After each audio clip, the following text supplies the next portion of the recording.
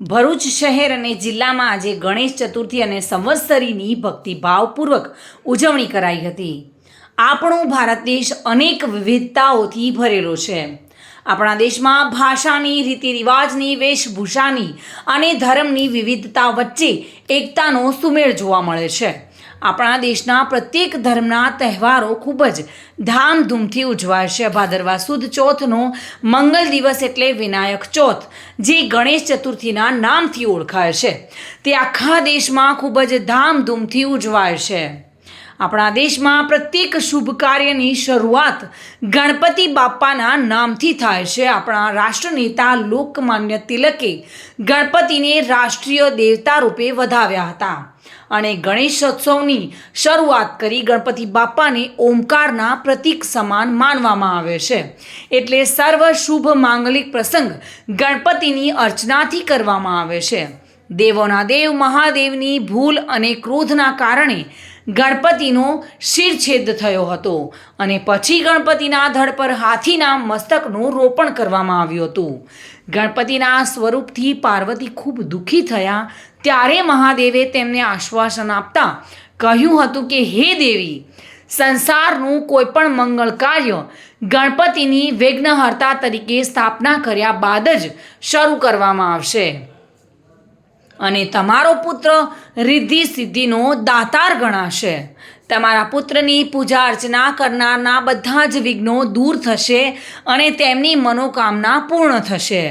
મહાદેવજીની આ વાતથી માતા પાર્વતીને સાંત્વના મળ્યું હતું અને દિવસે દિવસે ગણપતિના ભક્તોની સંખ્યામાં વધારો જોવા મળ્યો। માત્ર ઘરમાં જ નહીં, પરંતુ શેરીઓમાં, ગલીઓમાં, સોસાયટીઓમાં બધી જ લોકો હવે હોંશથી ગણેશ સ્થાપના કરીને ધૂમધામથી ગણેશ ચતુર્થી ઉજવે છે। ગણપતિ બાપ્પા માટે સુંદર મંડપ બાંધવામાં આવે છે અને જુદી જુદી રીતે તેનું સુશોભન પણ કરવામાં આવે છે। રોજે રોજ આરતી કરીને વિવિધ પ્રસાદ ધરાવવામાં આવે છે। ઘરમાં કોઈ માંગલિક પ્રસંગ હોય તેવો ઉત્સાહ જોવા મળે છે। જોકે આજે જૈનોના પવિત્ર તહેવાર સંવત્સરીની ધાર્મિક આસ્થા સાથે ઉજવણી કરવામાં આવી રહી છે અને આ દિવસે દેરાસરમાં વિશેષ પૂજાનું આયોજન કરવામાં આવે છે।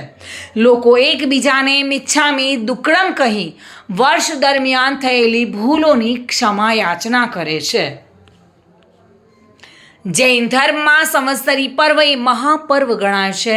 શ્વેતાંબર મૂર્તિ પૂજક જૈનોની સંવત્સરી ભાદરવા સુદ ચોથના દિવસે ઉજવાય છે અને આ પવિત્ર દિવસ જૈન ધર્મના લોકોમાં પર્યુષણના ઉપવાસ વ્રત કરે છે।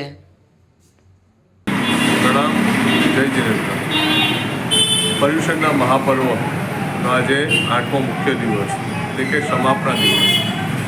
આખા વર્ષ દરમિયાન જે કોઈને આપણા વતી, અમારા વતી કે જેનાથી પણ કંઈ મનદુખ થયા હોય, શબ્દોથી, વચનથી, ભાવથી કે અન્ય રીતે કંઈ પણ ઠેસ પહોંચી હોય, એના માટે આજે ક્ષમાપના માંગવાની હોય છે। પ્રભુજીનો સંદેશ છે કે આપણે રોજ ક્ષમાપના કરવી જોઈએ, રોજ ક્ષમાપના માંગવી જોઈએ બધા પાસે।